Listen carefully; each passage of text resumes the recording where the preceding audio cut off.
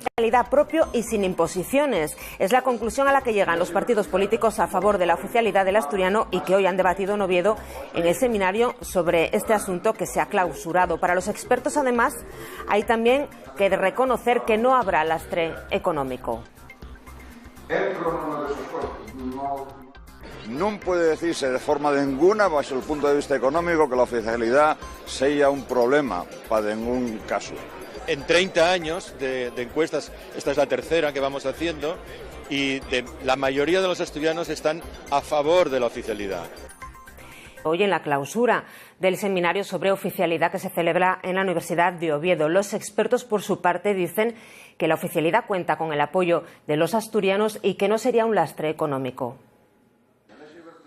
La primera de las conferencias se ha centrado en la demanda de oficialidad. El catedrático de Ciencia Política Francisco Llera Ramo lleva 20 años estudiando esta cuestión y hoy ha expuesto los datos de su último informe.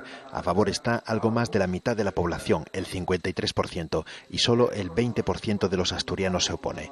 El apoyo a la oficialidad es además transversal a todos los partidos políticos. El electorado, donde hay un contingente superior a la media de opuestos a la oficialidad, son menos que los que están a favor de la oficialidad. Por ejemplo, en el electorado del Partido Popular. En el electorado del Partido Popular hay más a favor de la oficialidad que en contra de la oficialidad. El profesor de Economía Aplicada, José Alba, ha rechazado que otorgar el máximo reconocimiento legal al asturiano pueda ser un lastre económico, y lo ha hecho mostrando el dinamismo que en España presentan los territorios bilingües frente a la ya tradicional atonía económica asturiana. Si acaso lo que vemos es que las comunidades que están a la cola de todo en las clasificaciones que podemos hacer desde el punto de vista económico son precisamente otras.